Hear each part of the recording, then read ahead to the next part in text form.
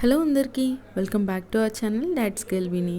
ఈరోజు వ్లాగ్లో వచ్చేసి మా ఇంట్లో మేము క్రిస్మస్ క్రిబ్ని ఎలా సెట్ చేసుకుంటున్నాము, అసలు సెమీ క్రిస్మస్ హడావిడి ఎలా జరిగింది, అండ్ మెయిన్ క్రిస్మస్ వచ్చేసి మా ఊర్లో అండ్ మేము ఎక్కడికి వెళ్ళాము క్రిస్మస్ స్పెషల్గా అనేది ఈ వ్లాగ్లో షేర్ చేసుకుందాం అనుకుంటున్నాను. సో లేట్ చేయకుండా వ్లాగ్ మొత్తాన్ని చూసేయండి. మీరు కూడా క్రిస్మస్ సెలబ్రేషన్స్లో పార్టిసిపేట్ చేసినట్టు ఉంటుంది. సో వీడియో నచ్చితే లైక్ చేయడం మాత్రం మర్చిపోకండి. సో లేట్ చేయకుండా వీడియోలోకి వెళ్ళిపోదాం. అసలు క్రిస్మస్ అనగానే ముందుగా అందరికీ గుర్తొచ్చేది ఏంటంటే పశువుల పాకలో ఇలాగా యేసు ప్రభువుని పెడతారు అండ్ స్టార్ పెడతారు అని మాత్రమే అందరికీ తెలుసు. అండ్ క్యాథలిక్స్కి కానీ ఎవరైతే క్రిస్మస్ గురించి తెలిసిన వాళ్ళు ఉంటారో వాళ్ళకి ఒరిజినల్ స్టోరీ అయితే తెలుస్తూ ఉంటుంది. బేసిక్గా యేసు ప్రభు వచ్చి పశువుల పాకల్లో జన్మించారు కాబట్టి దానికి నిదర్శనంగా క్రిబ్ అనేది పెడుతూ ఉంటారు. సో ఆ సెటప్పే చేస్తూ ఉన్నాం అన్నమాట. మేము ఇప్పుడు పశువుల పాక థీమ్ కోసం ఇలాగా ఎండుగడ్డిని కూడా పేరుస్తున్నాము. సో చాలా రియలిస్టిక్గా ఉంటుంది అనేసి ఎవ్రీ ఇయర్ కూడా మేము ఈ క్రిబ్ని అయితే అరేంజ్ చేసుకుంటాము. ఇవి మాకు 15 to అబోవ్ ఇయర్స్ నుంచి మా ఇంట్లో ఈ క్రిబ్ అయితే ఉంది. సో లేట్ చేయకుండా మేము అసలు ఎలా సెట్ చేసాము అండ్ ఈ క్రిబ్ యొక్క స్టోరీ అంతా కూడా డీటెయిల్గా ఈ వ్లాగ్లో మీరు చూడొచ్చు.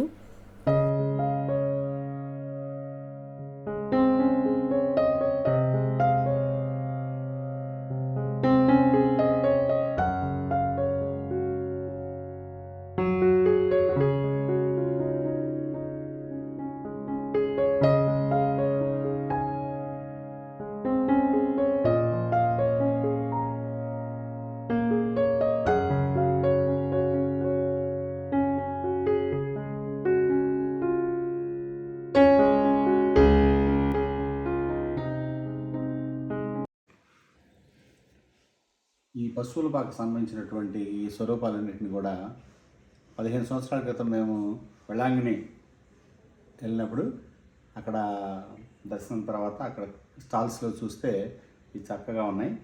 మట్టితో చేసినాయి అనమాట ఈ స్వరూపాలన్నీ కూడా. అక్కడి నుంచి ఎంతో జాగ్రత్తగా వీటిని ప్యాక్ చేసుకొని తీసుకొచ్చాము. అయితే ఈ 15 ఇయర్స్లో అప్పుడప్పుడు చాలా 1-2 ఈ బొమ్మలు అవి పగలు బ్రేక్ అయినాయి అన్నమాట. మట్టితో చేసినాయి కాబట్టి కొంచెం కలర్ షేడ్ అవటం ఇది బ్రేక్ అవ్వడం జరిగింది. అయినా ఇప్పటికి కూడా భద్రంగా ఉన్నాయి. ఈ క్రిస్మస్ అయిపోగానే మళ్ళీ ప్యాక్ చేసేసి మళ్ళీ భద్రంగా దాచిపెడతాం. ఇది మా పశువుల పాక.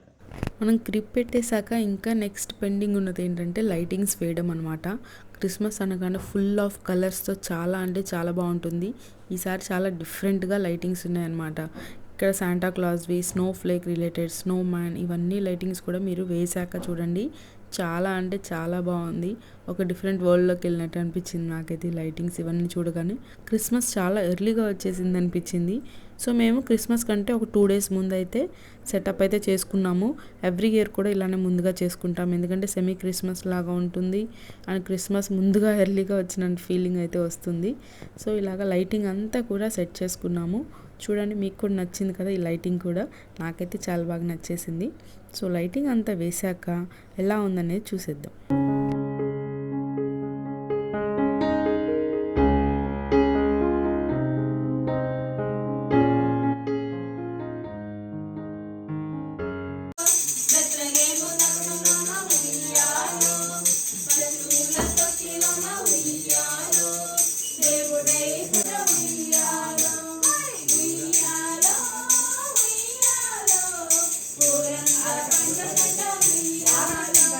చూశారు కదా, సిస్టర్స్ అందరు కూడా వచ్చి ఇంట్లోకి చక్కగా బాలయేసుని తీసుకొని వచ్చి క్రిస్మస్ కరల్స్ అయితే పాడారు. మా అందరికి కూడా చాలా హ్యాపీగా అనిపించింది, ఎందుకంటే నిజంగా బాలయేసు మా ఇంటికి వచ్చిన ఫీలింగ్ అయితే మాకుంది. చక్కగా అందరూ కూడా ఒక 5 minutes క్రిస్మస్ కరల్స్ పాడి నీట్గా ప్రేయర్ చేసి ఇంటిని బ్లెస్ చేసి బాలయేసుని ఉంచితే మాకు చాలా అంటే చాలా హ్యాపీగా అనిపించింది. మా పశువుల పాక కూడా రెడీ అయిపోయింది కదా, అక్కడ బాలయేసు వచ్చి మా పశువుల పాకలో ఉన్నట్టుగా అనిపించింది మాకైతే. ఇలా బాలయేసు ఇంటికి వచ్చిన దగ్గర నుంచి ఎంతో సందడిగా అనిపించింది. ఏదో ఒక చిన్న బాబు వచ్చినట్టే ఫీలింగ్ అయితే ఉంది. మేమందరం కూడా చేతిలోకి తీసుకొని చిన్న బాబుని తీసుకున్నట్టుగా మేమందరం బ్లెస్సింగ్స్ తీసుకున్నాము. ఇలా వచ్చినందుకు మాకు చాలా అయితే చాలా హ్యాపీగా అనిపించింది.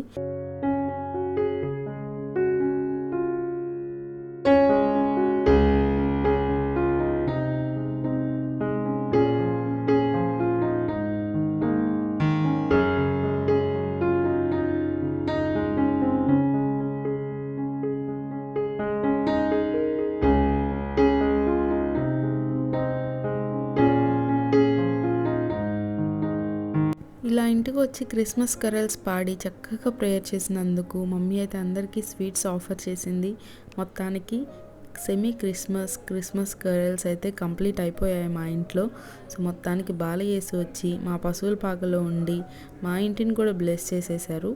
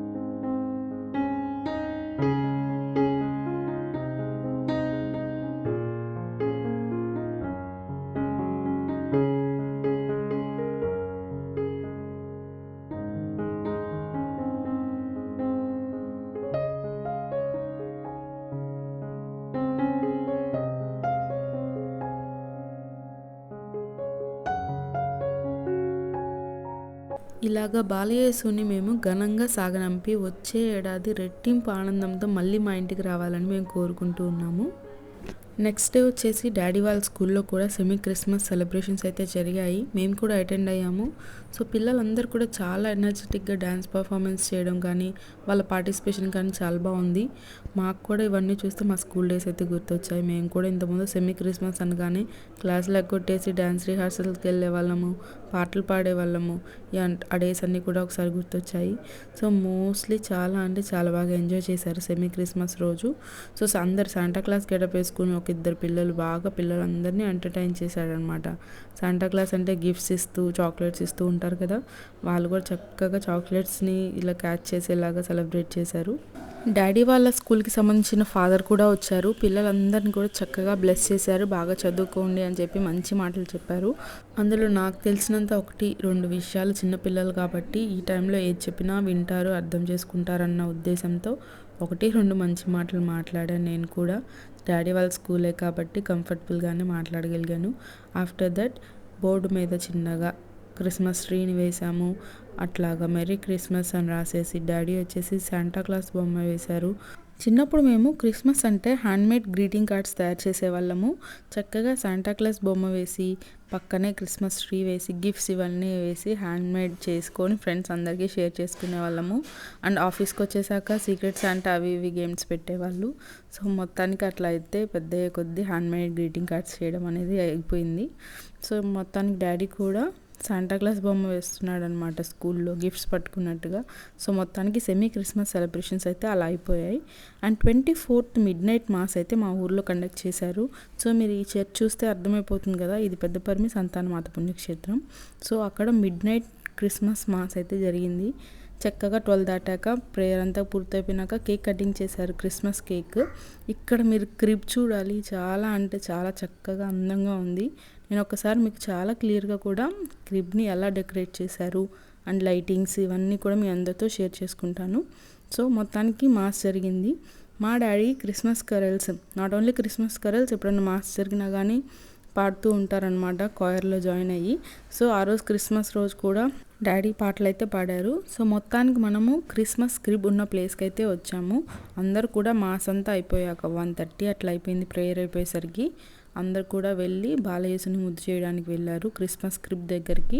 సో అంతా కొంచెం వెకేట్ అయ్యాక నేను క్లియర్గా మీకు ఎలా డెకరేట్ చేశారనేది చూపిస్తాను. క్లిప్స్ యాడ్ చేశాను ఇక్కడ చూడండి. ముందుగా బాలయేసు విగ్రహం ఎంత రియలిస్టిక్గా ఉందో చూడండి. చిన్న బాబు చేతులు ఎత్తుకోండి అన్నట్టుగా అనిపించింది.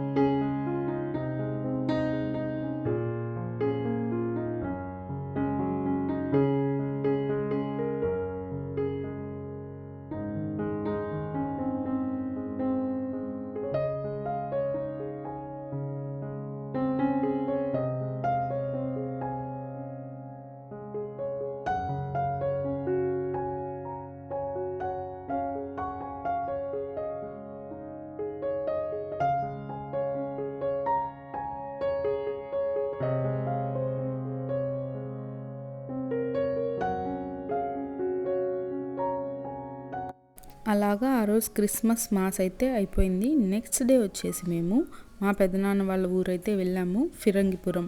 ఇంతకుముందు నేను ఈ చర్చ్ మీద ఒక ఫుల్ వ్లాగ్ చేశాను, మీరు నా వీడియోస్లో అది చూడొచ్చు, నేను ఐ కార్డ్స్లో కూడా మెన్షన్ చేస్తాను.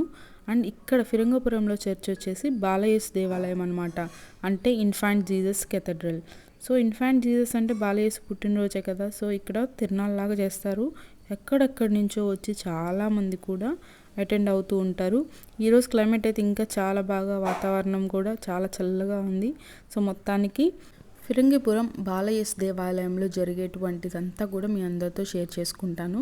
చాలా అంటే చాలా బాగా జరిగింది. అండ్ వర్షం కొంచెం పడినప్పటికీ ఎవరిని ఇబ్బంది పెట్టలేదని అనుకుంటున్నాము. సో మొత్తానికి దేవాలయంలోకి వెళ్ళి మేము క్యాండిల్స్ అయితే పెట్టుకున్నాము ప్రేయర్ చేసుకొని. చక్కగా ఇలా బార్గేట్స్ కూడా పెట్టారు, ఎవరికి ఇబ్బంది కలగకుండా, ఎటువంటి తోపులాట ఉండకుండా ఉండడానికి. సో మేము ఎర్లీగా వెళ్ళామన్నమాట ఈవినింగ్. ఇంకా నైట్ అయ్యే కొద్దీ చాలామంది వస్తూ ఉంటారు, లైటింగ్స్, తేరు ఊరేగింపు ఇలా చాలా ఉంటుంది అనేసి మేము త్వరగా వెళ్ళి పెట్టేశాము. ఇక్కడ క్రిప్ చూడడానికి చాలామంది కూడా వెయిట్ చేస్తూ ఉన్నారనమాట. అలాగ బ్యాచ్ వైజ్గా వదిలి క్రిబ్ని చూడడానికి అవకాశం ఇచ్చారు అందరికీ. సో ఇక్కడ క్రిప్ కూడా చాలా డిఫరెంట్గా సెట్ చేశారు. సో అది కూడా మీ అందరితో క్యాప్చర్ చేద్దాం అనేసి నేను వెయిట్ చేసి ప్రతిదీ క్లిప్స్ యాడ్ చేస్తున్నాను. సో ప్రతి ఒక్కరు మీరు చూస్తున్నట్లయితే ఎంత బాగుందో అని అందరూ కూడా నీట్గా వీడియోస్ అయితే చేస్తూ ఉన్నారు. సో మీరు కూడా లేట్ చేయకుండా ఫిరంగిపురం బాలయేసు దేవాలయంలో క్రిస్మస్ క్రిబ్ని ఎలా సెట్ చేశారనేది చూసేయండి.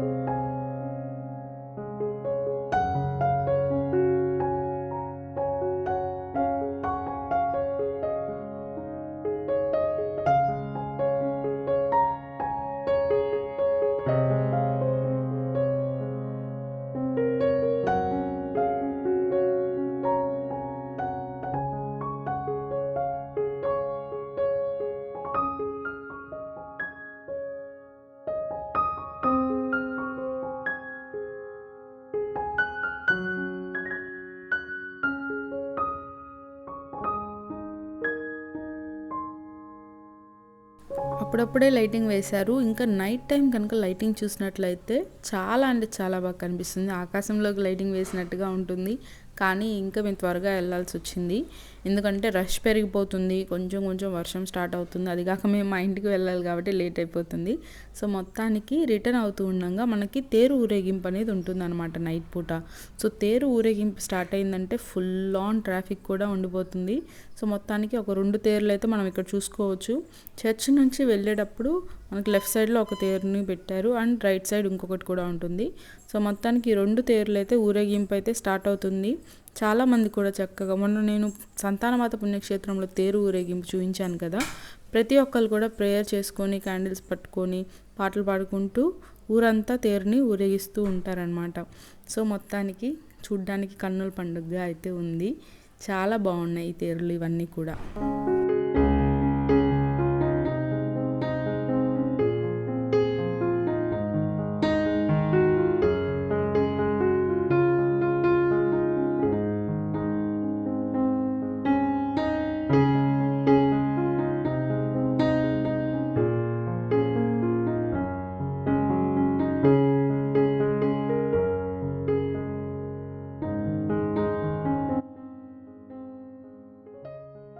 ఇంకా రిటర్న్ మా పెదనాన్న వాళ్ళ ఇంటికి అయితే వచ్చేసాము. తిరునాళ్ళు కంప్లీట్ చేసుకొని గుడిలో క్యాండిల్స్ పెట్టేసి మొత్తం మా చుట్టాలందరితో కూడా మంచి టైం అయితే స్పెండ్ చేశాము.